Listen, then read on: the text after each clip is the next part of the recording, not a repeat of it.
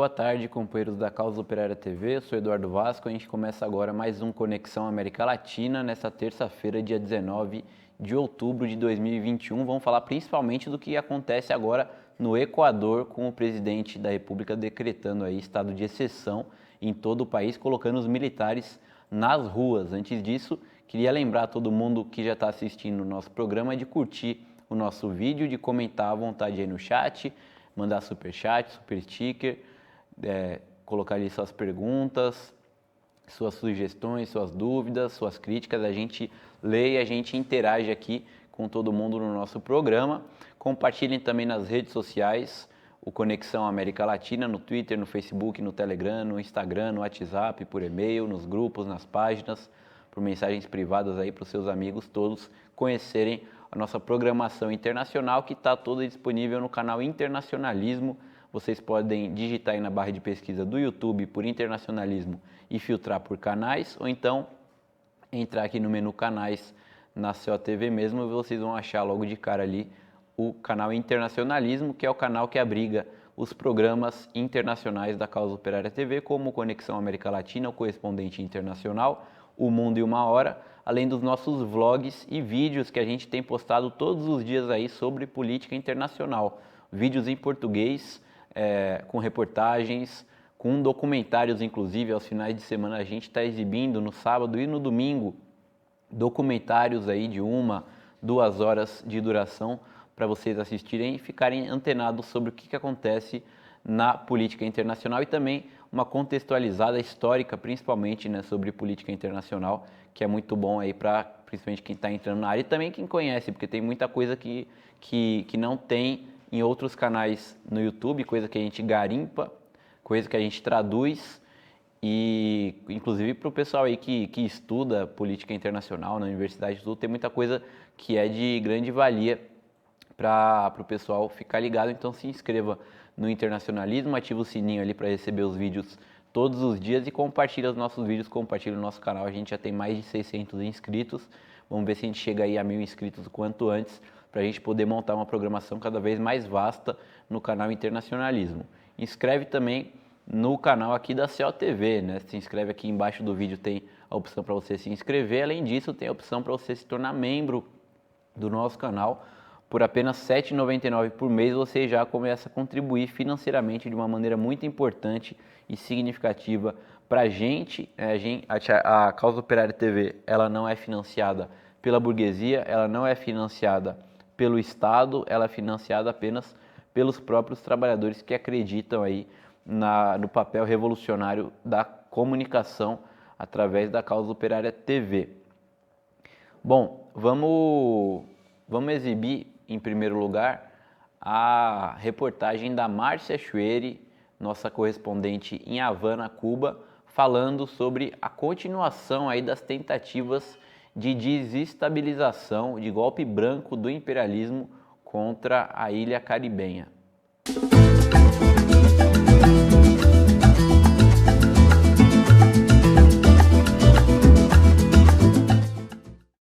Olá, hoje é 19 de outubro de 2021. Sou Márcia Chueri e falo direto de Cuba. Está em andamento uma tentativa de golpe branco contra Cuba, financiado a partir dos Estados Unidos, como sempre. O financiamento das ações é feito assim. Organizações como a NED, que foi criada pelo Reagan como testa de ferro da CIA, ou a USAID, sigla de Agência Norte-Americana para o Desenvolvimento Internacional, passam dinheiro público dos Estados Unidos a ONGs que dizem que trabalham pela democracia. Para ficar claro, já está provado que a USAID financiou golpes em diversos países, como os golpes militares na América do Sul. E democracia, nesse contexto, significa submisso aos interesses dos Estados Unidos e seus cúmplices. As ONGs repassam o dinheiro a meios de comunicação que se dizem independentes e a influencers, quase sempre sediados em Miami e que têm uma atividade anticubana bastante intensa e variada. Eles tanto publicam fake news contra a ilha, como pressionam artistas, ameaçando com o cancelamento de seus shows. Ou ainda difamam os que resistem ao assédio e incentivam agressões e até o assassinato de figuras públicas. Mas esse dinheiro financia também ações internas criminosas, como depredar lojas, jogar coquetéis Molotov em postos de gasolina ou mesmo o assassinato de policiais, ações que são estimuladas publicamente pela internet, sem que nada aconteça a seus autores. Segundo o portal Cuba Money Project, o financiamento de programas de subversão contra Cuba recebeu, desde 1990, mais de 260 milhões de dólares da USAID. Apenas durante o governo Trump, a USAID investiu quase 50 milhões de dólares sob o título Mudar o Sistema Político de Cuba. O golpe que está em curso agora começou em novembro do ano passado e eu vou fazer um passo a passo.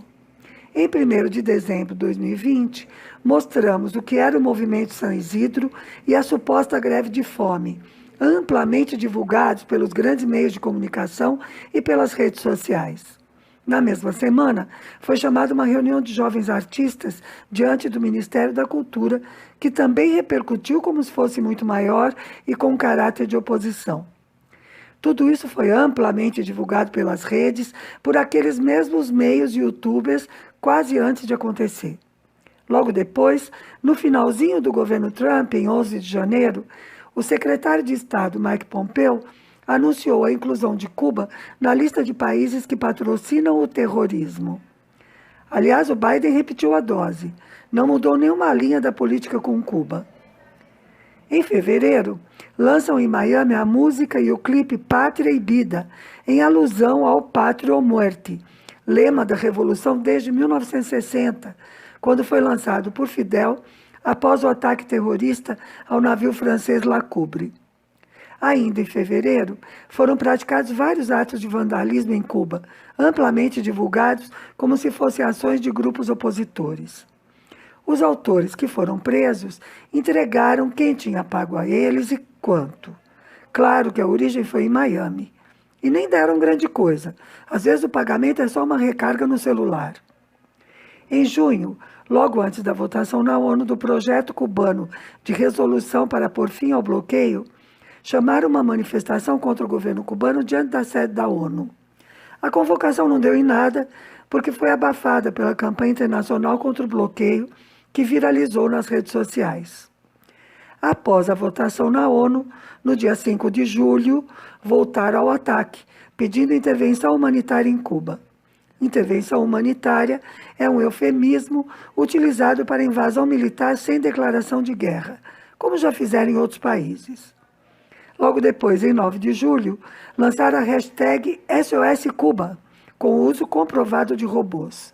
Além disso, fraudaram os sistemas de localização geográfica, para que parecesse que as contas estavam em Cuba, o que ficou provado que era falso. E o Twitter se recusou a suspender as contas do SOS Cuba durante dias, apesar de denúncias repetidas. O mesmo Twitter que suspende as contas do governo cubano, justamente quando tem notícias boas, como o anúncio da primeira vacina anti-Covid, quando saiu. E não foram só os tais independentes e youtubers. Figuras da política norte-americana, como o prefeito de Miami e o senador Marco Rubio, também fizeram declarações públicas exigindo que os Estados Unidos invadissem Cuba. Tudo isso para preparar a primeira tentativa de golpe com as manifestações do dia 11 de julho, realizadas simultaneamente em vários lugares, o que mostra que não foram espontâneas. A tática foi a mesma em todas elas. Um pequeno grupo chamando a população a se manifestar e postando em seguida nas redes sociais. Essas postagens eram imediatamente replicadas a partir de contas e sites no exterior. As manifestações não foram pacíficas. A maior parte delas gerou distúrbios com quebra-quebra, saqueios de mercados e enfrentamentos com a polícia, usando pedras e armas brancas. A polícia não utilizou nenhum recurso antimotim, nem carros especiais, nem jatos de água, balas de borracha, nada. Mesmo assim, a grande imprensa internacional passou dias seguidos denunciando o que eles chamaram de repressão violenta. Na noite de 26 de julho, data histórica da Revolução Cubana, atacaram a Embaixada de Cuba na França com coquetéis Molotov. E agora estão chamando atos em Havana e diversas outras localidades para o dia 15 de novembro. Os organizadores pediram autorização para os atos, com base no artigo da Constituição que regula essa atividade. Mas a Constituição também diz que o sistema de Cuba é socialista e que isso não pode ser modificado. Assim, as solicitações foram indeferidas, porque os atos propõem a mudança do sistema cubano. E a Constituição diz que os atos serão autorizados sempre que não sejam contrários aos princípios da própria Constituição. Era uma armadilha. Eles sabiam que os pedidos seriam recusados e agora estão utilizando a resposta para acusar o governo de antidemocrático. Tudo bem combinado com a grande imprensa, que repercute essa interpretação e é copiada pelos meios de todos os países, inclusive do Brasil. Falta quase um mês para os atos convocados. O governo não está parado. A ação está sendo enfrentada também nas redes sociais por jornalistas, cantores, cientistas, pessoas públicas em geral. Bem, o ato foi chamado para o dia 15 de novembro, justo na semana do Dia Nacional da Defesa, que cai em 19 de novembro. Nesse dia, são realizados exercícios de defesa no país todo com os membros das forças de reserva. O lema é que todos têm de saber seu papel e seu lugar no caso de um ataque. Não parece coincidência, mas se foi de propósito, não parece muito esperto. O mais importante, por enquanto, é que todo mundo aqui percebeu que o golpe está em curso e que é preciso pará-lo. Temos um mês para saber os próximos lances. Por hoje é isso. Saudações socialistas. Bom, obrigado à companheira Márcia Chueri por mais uma reportagem aí direto de Havana, Cuba. Essa reportagem você encontra no canal Internacionalismo, ela está postada no nosso canal Internacionalismo. Vocês podem acessar digitando o nome do canal na busca aqui do YouTube e filtrando por canais. O vídeo que vai primeiro aparecer para vocês. Vocês aproveitem e se inscrevem aí no canal Internacionalismo. Bom, algumas notícias sobre a América Latina, né? A greve de trabalhadores, principalmente na cidade de Porto Príncipe, continua no Haiti, né? Uma onda aí de insegurança e violência tem tomado conta do país, já abalado, ainda, né, abalado pelo assassinato do ex-presidente, o Jovenel Moïse, né? Jovenel Moïse, e o país já faz pouco mais de uma semana, aí, cerca de 2 semanas, na verdade, está desestabilizado também pelos trabalhadores aí de diversas categorias se mobilizando, né, contra essa situação, entrando em greve. Principalmente o setor de transportes, né? E a situação ainda da violência, da insegurança, está muito grande no Haiti. No Chile também houve protestos na comemoração dos 2 anos, né, do início aí das grandes manifestações contra o presidente Sebastián Piñera, que desembocaram, né, no chamado aí a um plebiscito constitucional que acabou gerando aí uma nova constituição, uma Assembleia Constituinte no país sul-americano. Nessa data, né, do início das manifestações, foi feita uma manifestação para comemorar, né, para relembrar esse feito, né, esse fato importante na história recente do Chile, que começou no dia 18 de outubro de 2019, e esses protestos, né, eles acabaram com uma violência muito forte por parte do Estado chileno. O Sebastián Piñera, ele impôs praticamente uma ditadura militar no país, decretando o estado de emergência, estado de exceção, colocando os militares na rua. Os famosos carabineiros, né, ficaram conhecidos aí pelo mundo por atirarem no olho de muitos manifestantes. Houve centenas aí de pessoas presas e também mortas, né, nessa onda de manifestações contra o governo direitista do Sebastián Pinheira.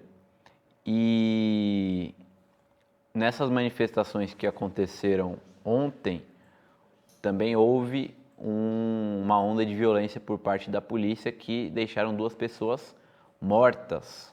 O governo, logicamente, assumindo cada vez mais uma postura de extrema direita, ele culpou os candidatos da esquerda à presidência da República pela onda de violência, pelos protestos que na verdade deixaram aí 2 pessoas mortas na periferia de Santiago, capital do país. Continuando aí a falar sobre a violência causada, né, pela direita, a Colômbia é um país governado pela extrema-direita, pelo presidente Iván Duque, e tem aumentado aí o volume da chacina, né, do massacre contra camponeses, defensores de direitos humanos, indígenas e trabalhadores colombianos por parte das forças policiais, parapoliciais, militares ou paramilitares, né? Dessa vez aqui, mais 2 pessoas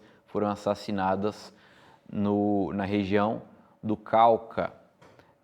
São, segundo o Instituto de Estudos para o Desenvolvimento e a Paz, o INDEPAZ, e também a imprensa colombiana, hoje 2 líderes sociais foram assassinados, além de outros acontecimentos violentos no departamento de Vale do Cauca e Cauca, que ficam no oeste da Colômbia, próximo ao Oceano Pacífico. Na Colômbia, somente líderes e defensores de direitos humanos, este ano aqui, se contabilizam 141 mortes, né, assassinatos, 141 execuções aí de líderes sociais na Colômbia somente em 2021, e desde 2016, quando houve o acordo de paz entre as Farc e o governo, foram 1.256 defensores de direitos humanos e líderes sociais assassinados pelo Estado colombiano. Bom, obrigado aqui ao pessoal que está assistindo a gente, valeu ao Igor Teodoro que comenta aqui com a gente. Vamos ver agora uma reportagem do Brasil de Fato sobre a situação também, né, de repressão na Argentina. Integrantes de uma comunidade mapuche chamada Lofquenquentreu estão sitiados na zona de El Bolsón, província de Rio Negro, na Patagônia Argentina. O conflito já dura 2 semanas. A comunidade se instalou para a recuperação de um território na Costa del Ternero, que há 30 anos foi concedida para atividades extrativistas. No dia 24 de setembro, forças policiais dispararam contra a comunidade. Desde então, alguns ficaram cercados por policiais e não recebem comida nem abrigo. Hay un acampe, un campamento que se armó distante varios kilómetros del monte en donde está nuestro Espulamién, pero es el único modo que tenemos de asegurarnos que no haya más represión, que nuestros hermanos desde arriba eventualmente cuando hacen un fuego para calefaccionarse podemos ver que están allí, que no han sido sacados a la fuerza, que están vivos. O território é reconhecido como propriedade do empresário Rolando Rocco por uma permissão para o plantio de pinos no território. A comunidade mapuche denuncia que as terras estão desabitadas há mais de 50 anos em prol de interesses extrativistas. El territorio mapuche está atravesando una gran complejidad vinculada al avance extractivista, minero, petrolero, hídrico, y cualquier pueblo originario o organizaciones ambientalistas contra el saqueo que se manifiestan en contra de estos avances, inmediatamente somos tildados de terroristas, de enemigos internos, conflictivos, delincuentes. Incêndio a um acampamento policial rodoviário foi atribuído a um grupo radical mapuche, que teria deixado uma carta com ameaças à governadora Arabella Carreiras. Ela anunciou na última segunda-feira que fará uma denúncia com pedido de investigação federal por terrorismo. En la mañana de hoy me comuniqué con el ministro de Seguridad de la Nación, Aníbal Fernández, le solicité la presencia de las fuerzas federales que contribuyan al control fundamentalmente de las rutas para tranquilizarnos y reforzar la presencia de la seguridad pública. Porta-voz da comunidade mapuche, Orlando Carriqueo, foi recebido pelo ministro de Segurança, Aníbal Fernandes, nesta semana. Foi uma reunião que se estendeu por 1h30. Ele disse que de nenhuma maneira ia mandar gendarmeria ni fuerzas federales a este conflicto, que não é parte da política do governo nacional actuar como actuou Patricia Bullrich. De ninguna manera entiende que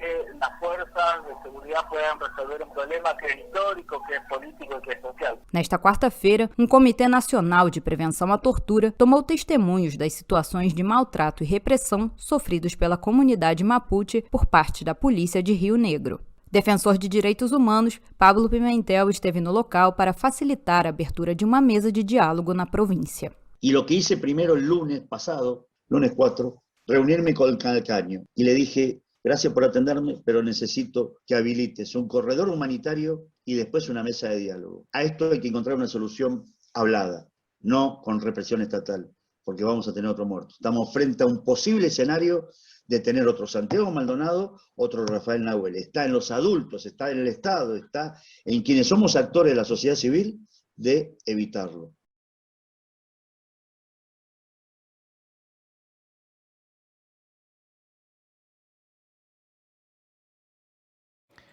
O governo boliviano divulgou ontem um plano que teria sido feito pela oposição para assassinar o atual presidente Luiz Arce, logo após ele ter tomado posse há cerca de um ano na Bolívia. O ministro Eduardo del Castillo, ele disse que nomes ligados à ex-presidenta Jeanine Áñez, que está presa nesse momento, né, por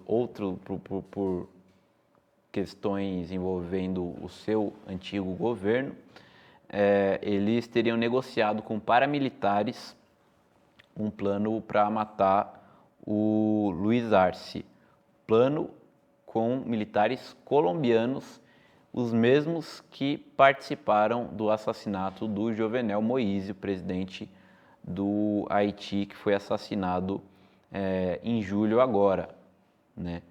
E entre esses paramilitares estaria Germán Alejandro Rivera Garcia, que é ex-capitão aí do exército colombiano, que foi detido, inclusive, em Porto Príncipe. Lembrando que o assassinato do ex-presidente haitiano tinha, né, como a empresa contratante uma empresa norte-americana, né?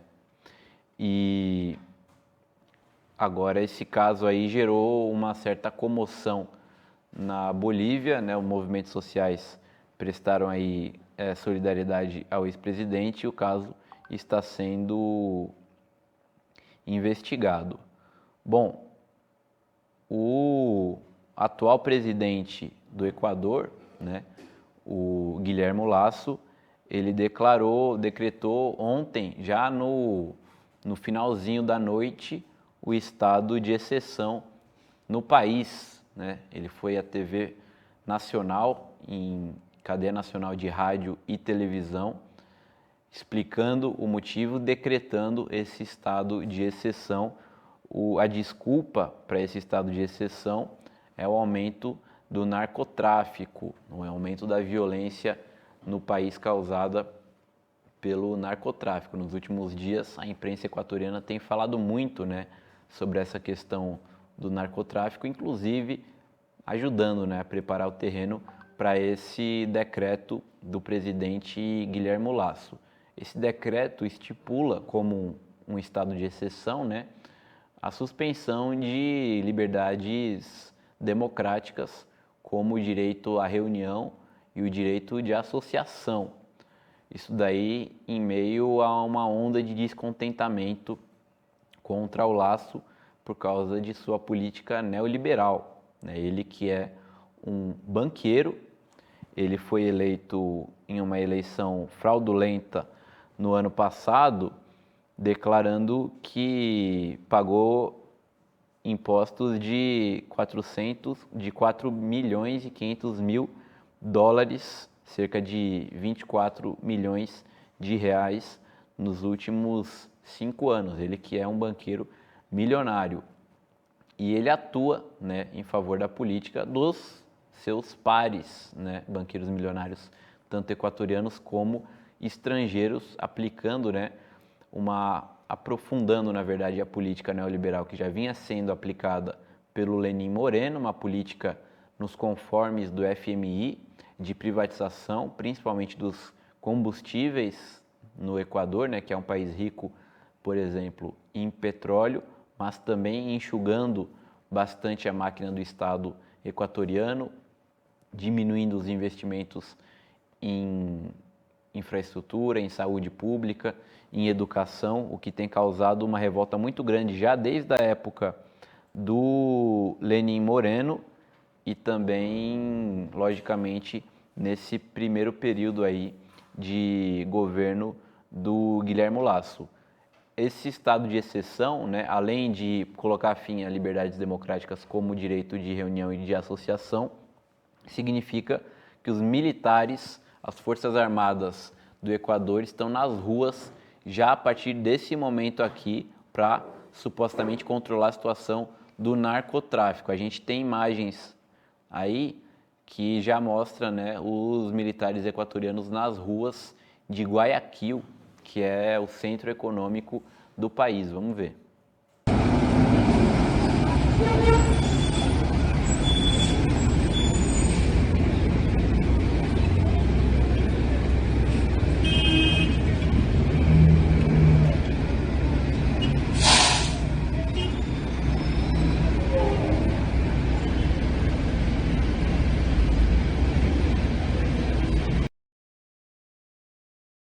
Bom, nesse discurso que o Guilherme Lasso fez em cadeia nacional de rádio e televisão, ele disse que para enfrentar o narcotráfico, as Forças Armadas e a polícia se farão sentir com força em nossas ruas. Então vocês já viram as primeiras imagens aí dos militares nas ruas do Equador e o Lasso continuou. O governo nacional utilizará todas as forças de ordem para levar a cabo uma só missão: devolver a segurança aos cidadãos. Levaremos a batalha contra o crime onde quer que se esconda. E ele ainda convocou os juízes da Suprema Corte a garantir a paz e a ordem, não a impunidade e o crime. Foi um discurso muito pesado, né? E a medida, logicamente, extremamente pesada, né? O decreto de um estado de exceção para combater o narcotráfico é basicamente um golpe militar, né, dado pelo Guilherme Lasso, o que faz com que os trabalhadores, os sindicatos, os movimentos sociais do Equador, eles estejam muito preocupados, né?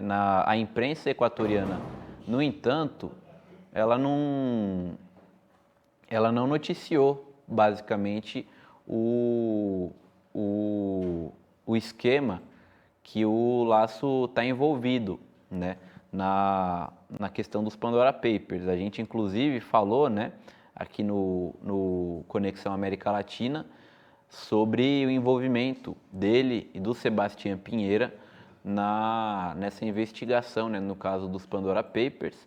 O Guilherme Lasso, como um grande empresário, né, segundo essa investigação, ele recorreu a até 14 empresas financeiras opacas no Panamá e nos Estados Unidos. Antes de ele se encaminhar para a terceira candidatura à presidência, o Lasso se desfez de grande parte dessa rede offshore que ele tinha acumulado nos últimos anos e depois, a partir de 2017, quando o Rafael Correa, na verdade, o Lenin Moreno já, né? Não, na verdade com o Rafael Correa, se eu não me engano. Quando ele impôs uma lei para proibir que os candidatos se beneficiassem de empresas em paraísos fiscais, ele acabou meio que sendo pego aí, embora não judicialmente, né?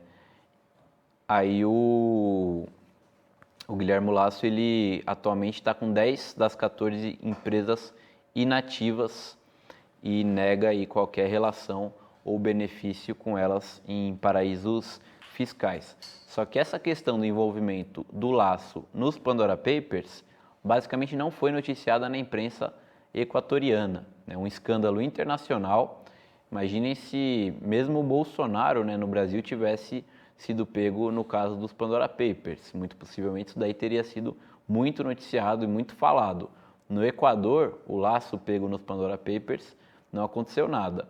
E aí, muitos analistas, né, já têm comentado sobre a possibilidade de esse estado de exceção também ter sido imposto para impedir qualquer tipo de julgamento contra o Guilherme Lasso, para desviar a atenção, nesse caso no Pandora Papers, visto que o Sebastián Piñera, presidente do Chile, que também foi pego nesse caso, já está sendo investigado, né, pelas autoridades chilenas. No entanto, não é, né, esse daí pode até ser um dos motivos pelo estado de exceção, mas logicamente não é o principal, porque, como eu falei, a imprensa equatoriana ela basicamente não noticiou o envolvimento do Lasso nos Pandora Papers, o que indica, né, que a burguesia equatoriana está fechada com o Guilherme Lasso e nada vai ocorrer com ele com relação a isso. Uma questão é que por causa da sua política neoliberal, né, está privatizando aí praticamente toda a economia do Equador, a população equatoriana está totalmente insatisfeita e se manifestando contra isso. Lembrando que já no governo do Lenin Moreno, em 2019, os equatorianos se revoltaram e saíram às ruas em uma mobilização de características revolucionárias, né, contra a tentativa do Lenin Moreno de estabelecer o preço dos combustíveis por meio do preço regulado, né, autorregulado pelo mercado internacional. Aquela mobilização, ela encheu as ruas das principais cidades do Equador, foi uma mobilização radical, né, com muita violência por parte dos próprios manifestantes radicalizados. O Lenin Moreno teve que fugir de Quito, que é a capital administrativa do Equador, para Guayaquil, estabelecendo ali uma capital provisória, né? Isso daí colocou o governo contra as paredes. No entanto, a mobilização foi traída pela burocracia indígena, principalmente a CONAIE. A CONAIE, que é uma organização que tem ligações com Yacu Pérez, né, que foi candidato nas eleições presidenciais do Equador contra o Guilherme Lasso e também contra o Andrés Arauz, candidato do Rafael Correa. O Yacu Pérez, se passando, né, por um esquerdista, ele acabou dividindo os votos do Andrés Arauz, que era o principal candidato da esquerda, possibilitando a vitória do Guilherme Lasso. Inclusive, o próprio Yacu Pérez, né, anteriormente já havia feito inúmeras declarações contra o Rafael Correa, contra o correísmo. Durante as eleições, ele utilizou o Arauz como principal alvo de sua campanha presidencial e beneficiou claramente, intencionalmente, inclusive, a eleição do Guilherme Lasso. Guilherme Lasso, portanto, né, foi eleito aí com apoio, né, dos identitários do Yacu Pérez, que é um indígena muito fake, né, totalmente financiado pelo imperialismo e que acabou apoiando o Guilherme Lasso contra o Andrés Arauz, candidato nacionalista burguês, candidato do Rafael Correa. No entanto, o Lasso ele fez uma campanha extremamente conservadora, né, uma campanha polarizada com o Andrés Arauz, e ele, com esse gesto, né, com esse estado de exceção, demonstra, né, que o regime político do Equador vai virando cada vez mais à direita. Não bastou aquele golpe que foi dado pelo Lenin Moreno para acabar com as manifestações, junto, né, com a traição da CONAIE, porque o Lenín Moreno também, né, impôs ali um estado de exceção com os militares na rua para acabar com a manifestação na força bruta. O Equador foi com o regime político virando cada vez mais à direita e agora, né, a situação continuou desestabilizada, o governo precisou continuar impondo uma política neoliberal, a população continuou, embora não tão mobilizada, mas insatisfeita com o governo, e o Guilherme Lasso agora impõe, né, esse estado de exceção, comprovando, né, o que a gente já vinha, inclusive, nos últimos meses analisando, que é a tendência à direita do regime político nos principais países, em basicamente todos os países da América Latina, independentemente se um candidato da esquerda vai bem ou não em uma eleição, né? A tendência do regime político é ir à direita, enquanto que a tendência do povo, da população, é ir à esquerda, com essa polarização política, com a acentuação da luta de classes na América Latina. Valeu aqui ao Sou Eu, dá uma boa tarde, o Adriano Teixeira também, nosso companheiro, dá uma boa tarde, assim como o LC29, que envia um super sticker pra gente aqui. Muito obrigado, faça como o LC29, faça uma contribuição financeira para a Causa Operária TV, você pode enviar um super sticker, você pode enviar um super chat, você também pode se tornar membro do nosso canal clicando no botãozinho aqui embaixo do nosso vídeo, seja membro, vai aparecer ali as opções para você se tornar membro. A primeira delas é R$ 7,99 por mês apenas, com membro bronze. E aí você pode escolher as outras opções também, vai até R$ 199,99 por mês. Você pode escolher a que vai mais conforme aí o seu bolso. E além disso, enviar superchat, super sticker aqui para contribuir com a Causa Operária TV, que a gente agradece bastante as contribuições. Bom, vamos mostrar agora uma outra reportagem do Brasil de Fato sobre a corrida eleitoral na Venezuela. Falta pouco mais de um mês para as eleições regionais na Venezuela e a campanha já começou. As duas maiores plataformas nacionais, o Grande Polo Patriótico do partido governante, o PSUV, e a Mesa de Unidade Democrática, que reúne os maiores partidos de direita, já começaram os comícios estaduais. No dia 21 de novembro, serão eleitos mais de 3 mil cargos públicos, entre governadores, deputados estaduais, vereadores e prefeitos. O PSUV tenta manter sua hegemonia em 90% das prefeituras e 19 dos 23 estados do país. Sem apresentar um plano de campanha claro, o governo aposta na estabilidade da economia e na aceleração da campanha nacional de vacinação para aumentar sua popularidade. Enquanto a oposição promete uma gestão melhor que o chavismo, criticando a crise energética nacional, com os apagões e a falta de combustível. As últimas pesquisas de opinião da empresa Interlaces indicam que apenas 13% dos venezuelanos se identificam com a MUD, a Mesa de Unidade Democrática. Já 35% se dizem chavistas e 52% respondem que não se identificam nem com o governo e nem com a oposição de direita. Além disso, 43% dos venezuelanos apoiariam um referendo revogatório para encurtar o mandato de Nicolás Maduro em 2022. Segundo o Poder Eleitoral, já foi executado 80% do cronograma prévio às eleições, incluindo o início das 16 auditorias. No último domingo, foi realizado o simulacro eleitoral, uma atividade prévia a todos os processos que serve para familiarizar o eleitor com a urna. Sem divulgar um número oficial, o presidente do Conselho Nacional Eleitoral, CNE, Pedro Calzadilla, afirmou que a participação superou as expectativas. Apesar de que o voto é facultativo na Venezuela, durante todo o domingo foi possível observar filas nos 446 centros de votação instalados. Se lo hace, como en ningún país, precisamente para brindarle toda la confianza a la ciudadanía para que pueda venir a ejercer su voto el día 28 de novembro. O presidente do Poder Eleitoral também criticou a União Europeia, que decidiu enviar uma missão de observação e, mais tarde, Josep Borrell, o representante de política exterior do bloco, afirmou que essa decisão não implicava no reconhecimento da legitimidade das eleições na Venezuela. Isso dependeria do relatório final da missão, reacendendo assim as tensões entre Caracas e Bruxelas. Una alarma que se prende. Ningún país autorizaría la presencia de una misión internacional donde su jefe, su líder, su autoridad expresa que ellos vienen a Venezuela a apoyar una parcialidad política. Nadie lo acepta.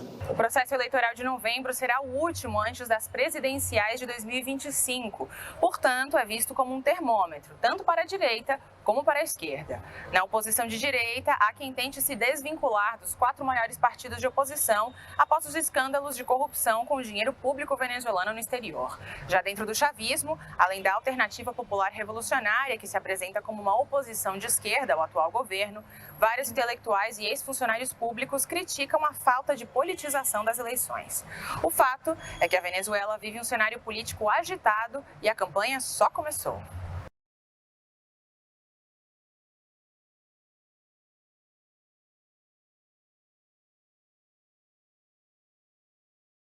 Bom, a gente pode até, inclusive, comparar, né, a situação da Venezuela com essa situação que a gente falou do Equador, né? A Venezuela, que é retratada como uma ditadura pela imprensa internacional, inclusive pela imprensa brasileira, a Venezuela vai para a sua 29ª eleição desde 1999, né? Em apenas 22 anos.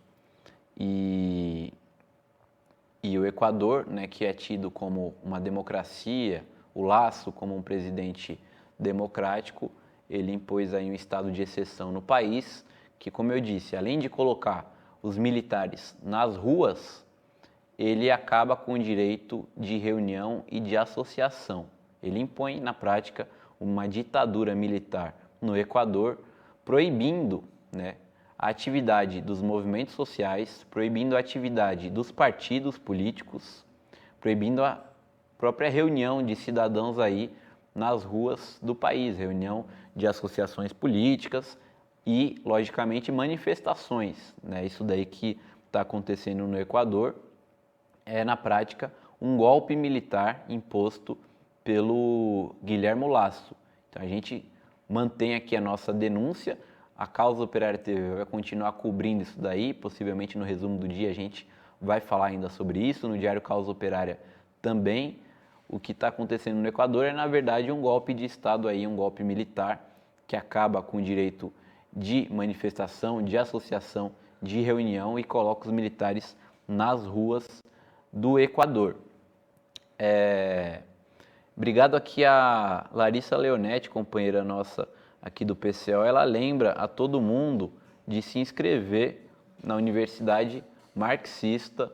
Você pode acessar universidademarxista.pco.org.br, porque vai começar daqui a exatamente uma semana a segunda parte do curso, o que foi o stalinismo. Na primeira parte do curso a gente viu, né, com o companheiro Rui Costa Pimenta, como que se desenvolveu a burocracia stalinista, como que foi o regime de terror do Stalin na União Soviética e as suas ligações internacionais com o imperialismo. E agora, novamente, o companheiro Rui Costa Pimenta vai ministrar o curso falando sobre a parte final da burocracia soviética a partir do final da Segunda Guerra Mundial, com a Guerra Fria e a queda, né, dos países ditos socialistas do leste europeu em 1991, né, de 1989 a 91, os governos do Nikita Khrushchev, do Leonid Brezhnev, do Mikhail Gorbachev, e o que envolveu, né, tudo isso daí com o domínio da burocracia soviética estendido para o mundo todo. O Partido Comunista Brasileiro, o Partido Comunista de praticamente todos os países do mundo e também os próprios governos, né, desses países do leste europeu. Então é um curso com muito interessante, né? Basicamente não se fala sobre isso nem na esquerda brasileira, nem em qualquer outro ramo político, ainda mais com a profundidade que a gente vai abordar a partir de uma análise marxista do que foi essa burocracia soviética, mesmo após a morte do Stalin, porque ela é uma burocracia stalinista, não porque cultuasse o Stalin ideologicamente, mas porque seguiu exatamente a mesma política que foi imposta pelo Stalin com o golpe que ele deu no início dos anos 20 na União Soviética, primeiro Estado operário do mundo. Então você pode se inscrever em universidademarxista.pco.org.br. O curso começa na terça-feira que vem, daqui a exatamente uma semana, ministrado pelo companheiro Rui Costa Pimenta. Vamos ver agora a coluna da companheira Ilka Oliva Corado, ela que é poetisa guatemalteca, vive em Chicago, nos Estados Unidos, como imigrante indocumentada. ¿Qué tal están? Les saluda Ilka Oliva Corado. Hoy, o casi siempre, los saludo desde mi hermosa reserva forestal rentada, pero hoy estoy aquí en la línea de fuego porque por aquí pasan los ciclistas y ya pasaron como 20 en lo que estaba listando la cámara. Este poema pertenece a Luz de Faro y su título es Después de la lluvia.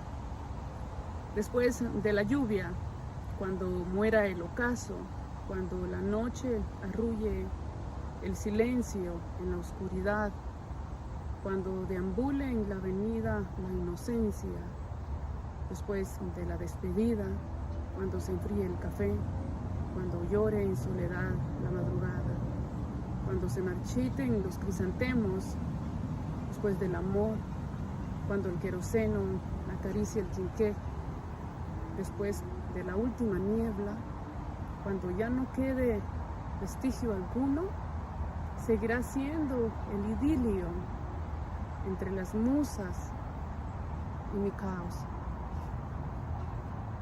Les saludó Ilka Oliva Corado. Cuídense mucho, hasta la próxima. Valeu, Ilka, com suas crônicas de uma inquilina. Obrigado ao Rude Pride Unite and Fight, que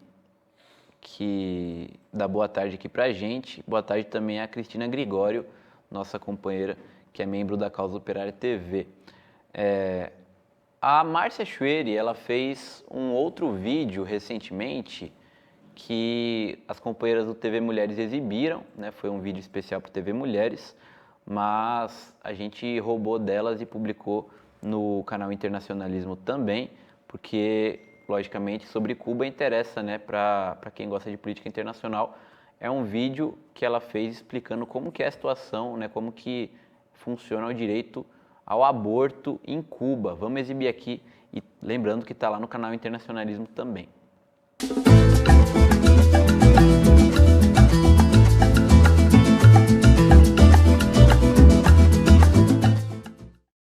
Olá, eu sou Márcia Chueri e falo direto de Cuba. Se o tema é aborto seguro, Cuba com certeza é um dos países mais avançados da América Latina, como em tudo que se refere à saúde.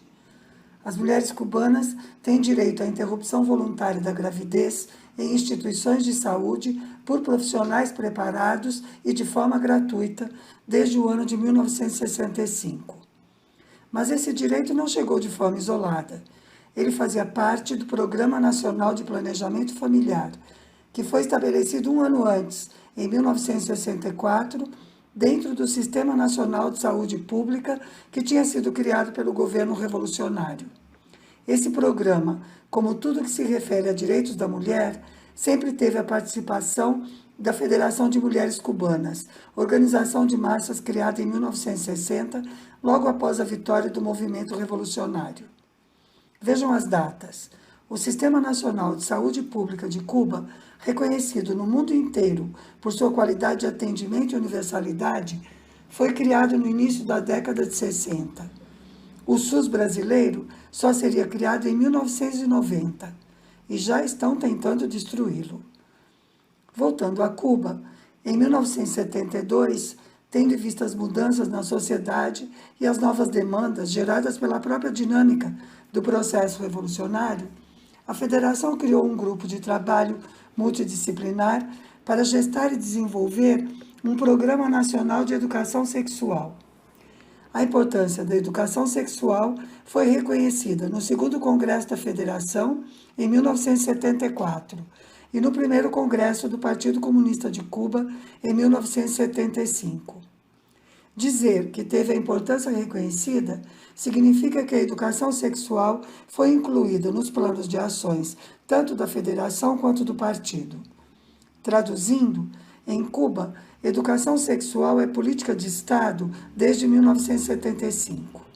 Nesse mesmo ano, foi aprovado o Código de Família, considerado um dos mais avançados do mundo naquele momento. Essa lei reconhecia o direito de homens e mulheres a uma sexualidade plena e a compartilhar as mesmas responsabilidades domésticas e educativas. Cuba foi o primeiro país a firmar e o segundo a ratificar os compromissos de governo ante a Convenção sobre a Eliminação de Todas as Formas de Discriminação contra a Mulher, de 1979. Neste momento, está em discussão aqui o projeto de um novo Código das Famílias, que, pelo plural no nome, já indica sua linha conceitual. Mas o mais importante é destacar que esse avanço aconteceu graças à mudança na estrutura socioeconômica de Cuba que a Revolução realizou, mesmo enfrentando o bloqueio e agressões constantes dos Estados Unidos e seus cúmplices. As mulheres cubanas têm direito ao aborto desde 1965, mas elas têm muito mais. Elas têm sua federação e, principalmente, a Revolução.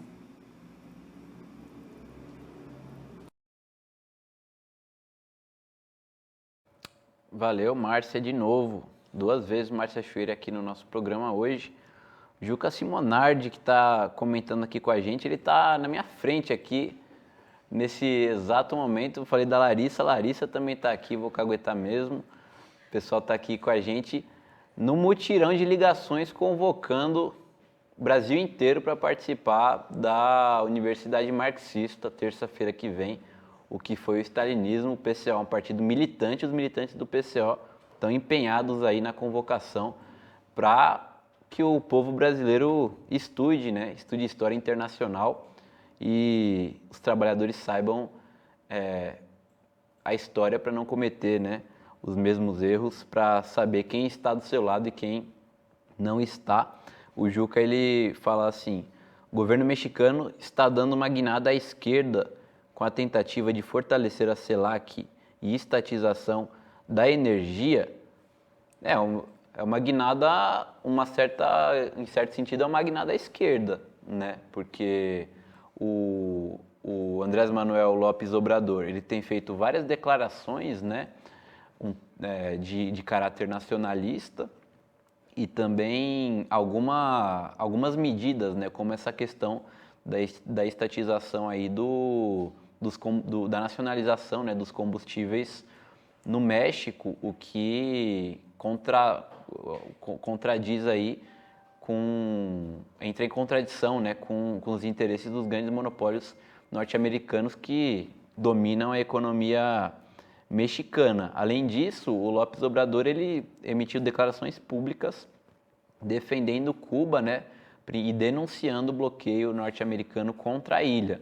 Uma coisa interessante é que o López Obrador, ele foi eleito um pouco antes do Alberto Fernandes, mas de uma maneira geral eles pertencem ao mesmo movimento, né, da burguesia colocar ali alguém que se passa por esquerda para controlar a situação.